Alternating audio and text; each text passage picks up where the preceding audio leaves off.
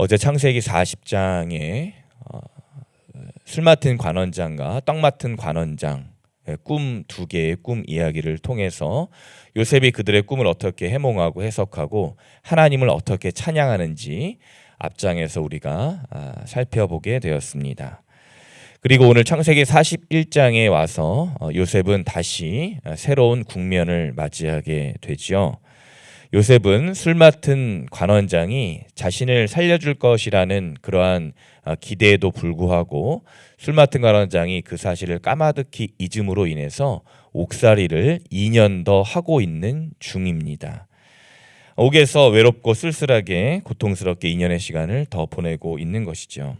그리고 그 2년째, 만 2년째 해에 애굽의 바로 왕이 새로운 꿈을 꾸게 됩니다. 창세기 41장은 다시 꿈에 대한 이야기이죠. 바로가 두 가지 꿈을 꾸게 됩니다. 암소의 꿈, 또 이삭의 꿈 꾸게 되죠. 살찐 7 암소, 흉한 7 암소의 꿈.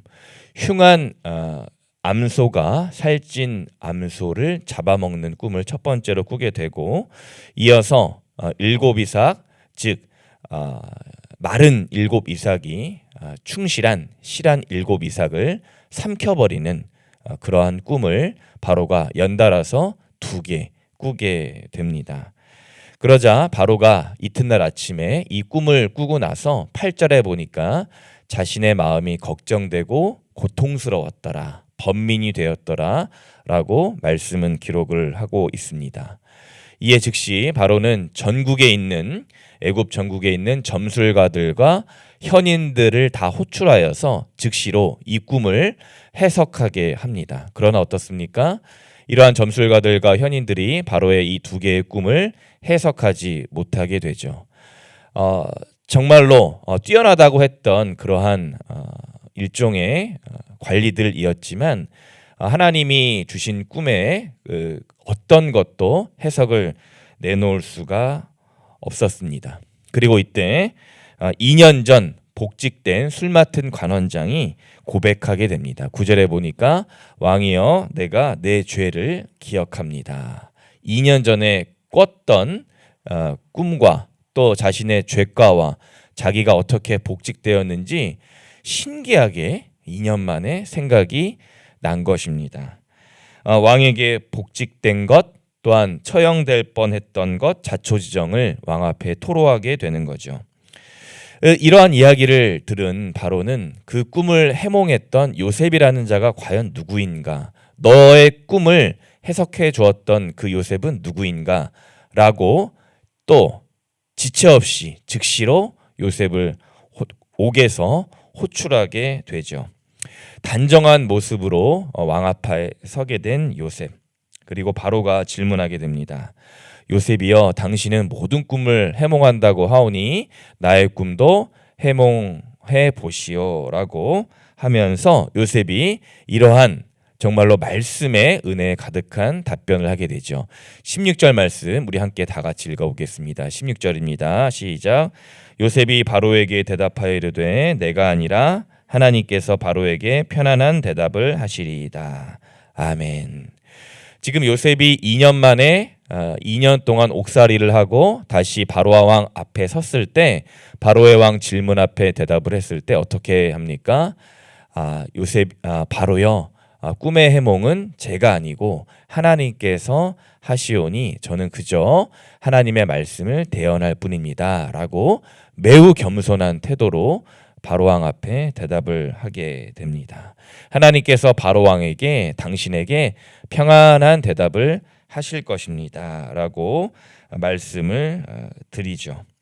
요셉은 술 맡은 관원장, 즉 2년 전에 자신을 잊은 그 술 맡은 관원장의 사건으로 인해서 옥살이를 하면서 마음이 답답하고 억울하고 또 서운해하는 것 대신에 하나님을 바라보고 하나님을 의지하고 하나님께 모든 것을 의탁했습니다. 그렇기 때문에 16절의 말씀과 같은 바로의 대답이 요셉을 에게 주어졌던 것이었죠. 하나님께 원망하는 대신에 술 맡은 관원장에게 섭섭한 마음 대신에 다시 한번 바로왕 앞에서 요셉은 겸손한 하나님에 대한 고백을 올리고 있는 것입니다.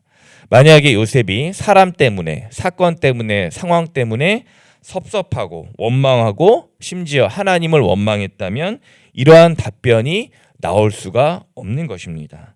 모든 것은 하나님께서 관장하시오니 바로요 당신의 꿈도 하나님께서 친히 해석하시고 나의 입을 빌려서 당신에게 그 해몽할 것을 들려줄 것입니다 라고 합니다. 그리고 바로가 이 두 가지 꿈을 요셉에게 다시 한번 차근차근 자신의 꾼 꿈을 설명해 주기 시작합니다. 바로는 반신반의했습니다. 전국의 점술가들도 현인가들도 내노라 했던 지혜가들도 자기의 꿈을 하지 못했기 때문에 옥살이했던 이 요셉이 과연 내 꿈을 해몽할 것인가, 할 수 있을까라는 그러한 의문이 있었죠. 그러면서 요셉, 너는 과연 가능한 사람인가? 요셉의 입장에서는 매우 난처하고 어려운 말이 아닐 수가 없습니다. 그런데 요셉은 이러한 위험한 순간에도 바로왕 앞에 있었던 그런 일촉즉발의 상황에서도 여전히 하나님을 향한 믿음과 신뢰가 있었습니다. 왜냐하면 요셉은 그 앞전에 형들에 대한 시련과 옥살이에 대한 연단의 과정을 통해서 하나님을 어떻게 믿고 하나님을 어떻게 신뢰하고 내가 문제가 닥쳤을 때 하나님 앞에 어떠한 대처를 해야 될지를 배웠던 사람이었기 때문이에요. 정말로 하나님과 함께 동행했더니 내가 이러한 상황도 헤쳐나갈 수 있구나 라는 것을 경험했던 사람이기 때문에 지금 바로왕 앞에 섰지만 그는 하나님 흔들리지 않고 굳건하게 담대하게 대답할 수 있는 것입니다. 그래서 요셉은 믿음의 사람이었고 하나님께서는 요셉을 사랑하심으로 말미암아 그를 점차 하나님의 도구로 알맞게 쓰시게 좋은 사람으로 빚어 가신 것입니다. 그래서 요셉은 어떤 사람이었습니까? 무엇을 하든지 하나님께 형통함을 입은 자였더라라고 창세기 39장에서 말씀을 했던 것이죠. 지금 자신 앞에 서 있는 바로가 세상 절대 권력인데 그 절대 권력일 수 있는 왕이었지만 그러나 요셉은 그 절대 권력보다 더 크신 온 우주 만물을 창조하시고 다스리시고 지금 모든 것을 경영하시는 하나님 앞에 저 바로왕은 일개 단 한 사람에 불과하다. 내 목숨을 좌지우지할 사람이 저 사람이 아니고 내 운명을 좌지우지할 사람은 오직 여호와 하나님 한 분이시다 라는 그러한 굳센 믿음으로 지금 바로왕 앞에 서 있는 것입니다. 사랑하는 아름다운 성도님 여러분, 우리 매일매일의 인생이 씨름과 고통의 연속입니다. 그럴 때마다 연약한 우리들은 이리일비할 수가 있습니다. 바람에 흔들리는 갈대처럼 이리저리 휘둘릴 수가 있습니다. 그래서 우리가 이 어려움 상황 가운데에서도 일촉즉발의 상황 가운데에서도 요셉처럼 하나님을 간절히 구하는 것이 필요합니다.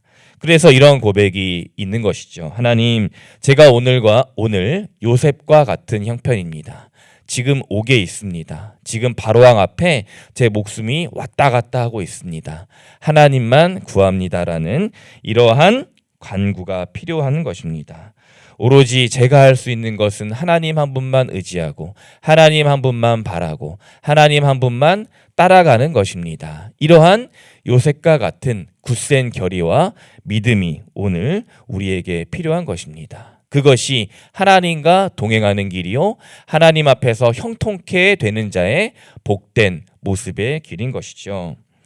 이 요셉의 고백과 같이 옥중에서 왕 앞에서 대적자들 앞에서 문제와 상황 앞에서 우리는 말씀으로 다시 한번 새롭게 굳게 서야 합니다. 그러면 하나님께서 우리들 곁에 돕는 자를 붙여주시고 말씀으로 응답하여 주시고 우리를 더욱더 하나님의 사람으로 하나님의 도구로 하나님께서 쓰시기에 알맞은 합당한 자로 세워가시는 것입니다. 그 도우심과 붙이심의 때까지 우리가 할 것은 온전히 올곧게 나와 함께 하시는, 나와 동행하시는 하나님과 동행하는 것입니다. 왜냐하면 해몽과 해석, 문제를 해결하고 문제를 피할 길을 열어주시는 분은 내가 아니라, 바로왕이 아니라 하나님이시기 때문입니다. 그저 오늘도 하나님, 저는 갈 길 모릅니다. 하나님, 제가 누구를 만나야 될지 모르겠습니다. 어떤 말을 해야 될지 모르겠습니다. 어떻게 문제를 풀어가야 될지 모르겠습니다. 제가 지금 바로왕 앞에 있사오니 주님, 주님만 바라봅니다. 라는 이러한 고백이 우리들 안에 일어나야 하는 것입니다. 그 의지함으로, 하나님을 동행함으로, 하나님을 끝까지 신뢰함으로 요셉과 같이 비록 우리의 상황이 문제와 상황으로 겹겹이 둘러싸여 있지만 오늘도 요셉과 같이, 요셉이 걸어간 그 길같이 오늘도 믿음으로, 말씀으로 이 상황을 헤쳐나가는 우리 굳센 믿음의 성도님들 되시길 주님의 이름으로 간절히 축원합니다. 아멘. 기도하겠습니다.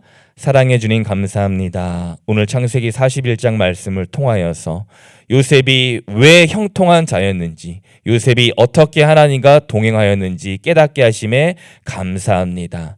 주님, 제 삶 앞에 바로가 떡하니 버텨 있습니다. 제 삶이 옥중에 갇혀 있습니다. 우리의 삶이 고통과 고난과 씨름의 연속입니다. 그럴 때마다 나를 의지하지 않고, 상황을 의지하지 않고, 세상을 의지하지 않고, 세상 권력에 두려워 떨지 않고, 오직 나를 창조하시고 나를 구원하시고 나와 모든 것을 함께 하시는 하나님만 바라볼 수 있는 지혜로운, 또한 굳센 믿음의 우리 아름다운 교회 성도님들 되게 하여 주옵소서. 주님, 그로 말미암아 우리의 인생이 하나님께 영광을 올려드리는 복된 인생이 되게 하여 주시고, 하나님만 찬양하고 하나님만 높여 올려드리는 복된 인생이 되게 하여 주옵소서. 주님, 이 시간 특별히 기도합니다. 우리 교회 안에, 작은 교회 안에 많은 병든, 병 중에 계신 우리 믿음의 식구분들 계십니다. 주님께서 이 시간 한 분 한 분 찾아가셔서 마음에 약한 것, 육신의 질병들, 또한 마음의 원통함들, 여러 가지 어려움들 주님께서 하시오니 찾아가셔서 어루만져 주시고, 주님께서 씻겨 주시고, 주님께서 치유 회복하여 주셔서 우리 가운데 놀라운 회복과 치유의 역사가 일어나게 하여 주옵소서. 가정마다, 병원마다, 일터마다 회복과 치유의 역사를 베풀어 주옵소서. 주님께 모든 것을 부탁드리며 예수님의 이름으로 기도드립니다. 아멘.